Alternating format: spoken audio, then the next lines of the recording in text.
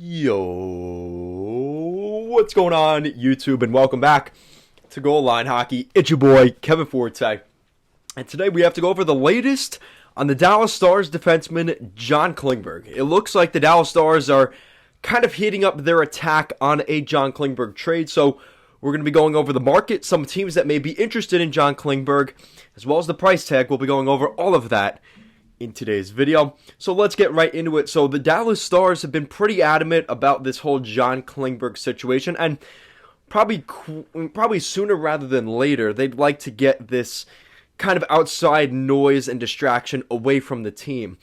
And John Klingberg, who requested a trade earlier this month in the beginning of 2022, it sounds like a for sure gone conclusion that Klingberg will either be testing the free agent market or at the very least will be traded at the NHL trade deadline or before the deadline in March.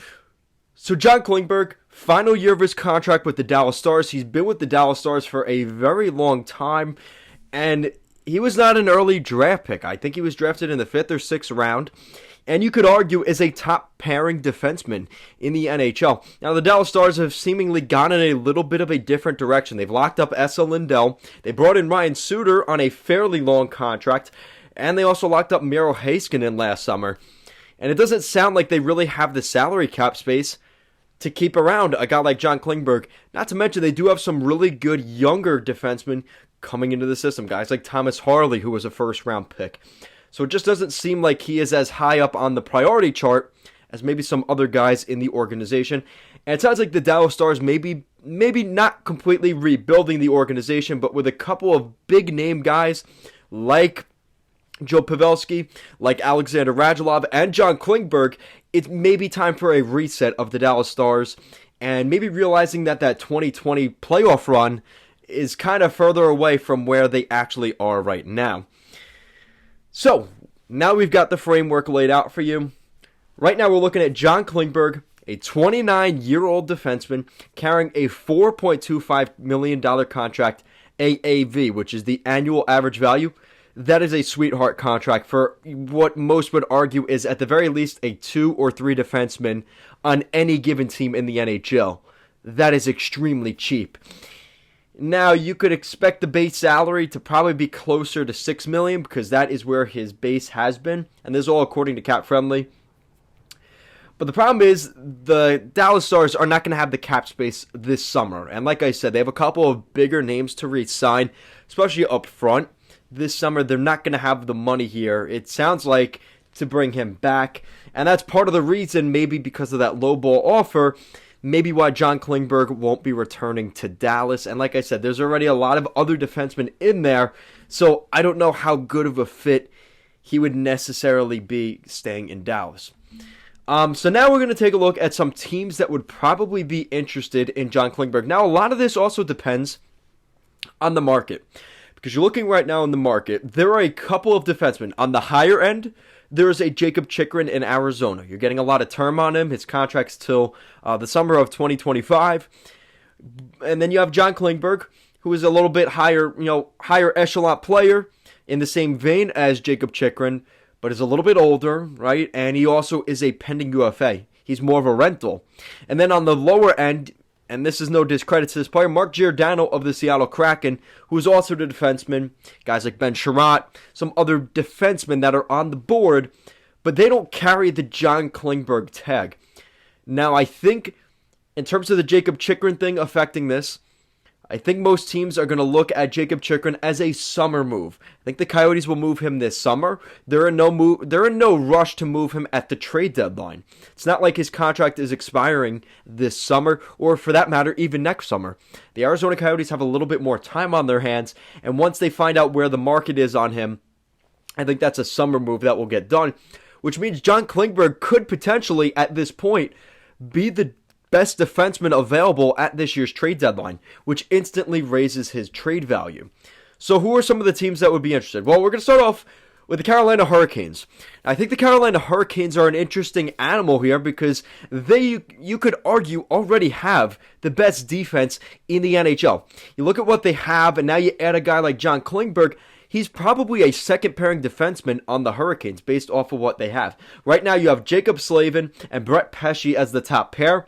That has worked extraordinarily well, and it sounds like something that you probably don't want to mess too much with. Now here's the argument with the second pairing. So you've got Brady Shea, and then you would put John Klingberg on the right side. Obviously, Brady Shea is not one of the better defensemen on this team, but he's actually had a real resurgence with the Hurricanes.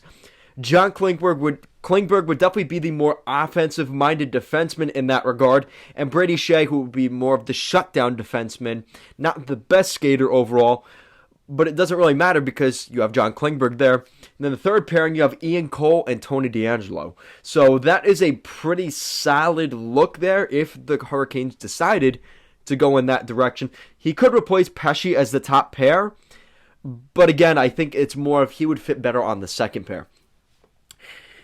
Now, an interesting team here that I think some people maybe don't want to look at because of their salary cap situation, but there could be something to be said about the Toronto Maple Leafs. Could the Maple Leafs be in the chase for a guy like John Klingberg? Now, the thing about the Leafs is they don't necessarily have a ton of draft picks and prospects, so if they were to go for Chychrun, I don't know if they have necessarily the assets to do that. John Klingberg, on the other hand, as a rental at the deadline, could be a much more attractive option in the sense of a win-now mode for the Maple Leafs. And that's always been the biggest hindrance on the Maple Leafs, is their depth on defense. And here he would be lined up on the second pair, probably with Jake Muzzin. As the first pairing, probably not going to change, kind of like Carolina. You already have TJ Brody and Morgan Riley. I think John Klingberg would be a nice fit on the second pair. Another team that would definitely be interesting as well, the Boston Bruins seem like they would be a good fit. The question is, where are the Bruins going to be at the deadline in terms of their playoff positioning? Because we know it's a difficult division in the entire Eastern Conference. It's going to be difficult to make the playoffs. Now, they do have a pretty nice, comfy lead between their second wildcard spot and the Detroit Red Wings, who are technically the first team out of the playoffs. I think there's at least a 6-point gap there. But the Bruins probably are still thinking, how much do we want to invest into this year? And I think that's still on the table for the Bruins.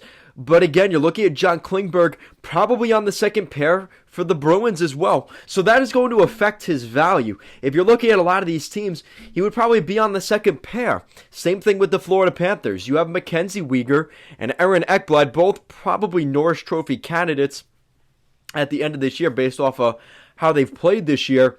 John Klingberg would be on the second pair with Gustav Forsling. But again, what do the Panthers have to give up? It may cost them a pretty penny. It might cost them a leg even. I mean, you look at Anton Lundell. Is that a guy that they would be comfortable giving up? Alexi Heponiemi. Some forwards that could definitely fill in. Owen Tippett, a first-round pick. Are those things that the Florida Panthers are willing to parse with? And from what I've been hearing, the Florida Panthers are a little bit resistant to giving up more first-round picks. It may come at the cost of their prospects, and that might be a problem for the Panthers. I don't know how sold the Panthers are on exactly doing that. Now, here's an interesting verdict. So we just talked about the Florida Panthers, the Hurricanes, the Leafs. What if we went to the other team in Florida, the Tampa Bay Lightning?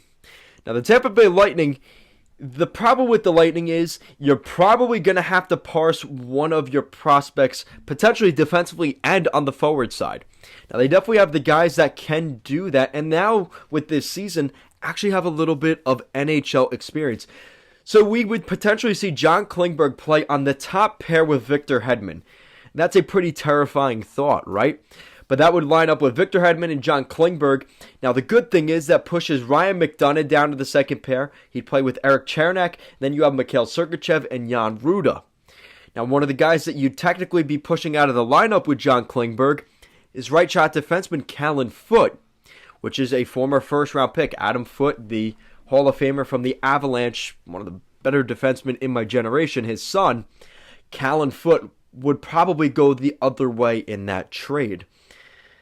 So that's something to consider. You also have a couple of young forwards. If the Dallas Stars were very dead set on wanting a forward in this deal for Klingberg, they have guys like Taylor Radish, who I believe was a first or second round pick. They have Alex Barré-Boulet. They have guys that would definitely draw interest from the Dallas Stars in potentially helping round out their prospects up front. So that is something to definitely look at. I think there's going to be other teams in the mix as well, though. The Montreal Canadiens could definitely be in the mix for a guy like John Klingberg, but I think that would be more of a summer move for the Montreal Canadiens. They're not in a spot right now. They know they're not going to have a great year. If anything, they'll be selling at this year's trade deadline.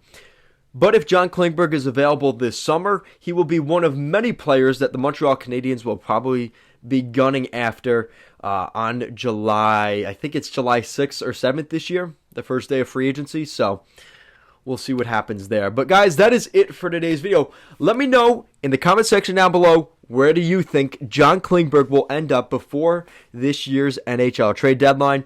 Guys, as always, thank you so much for watching this video, and I will see you again next time.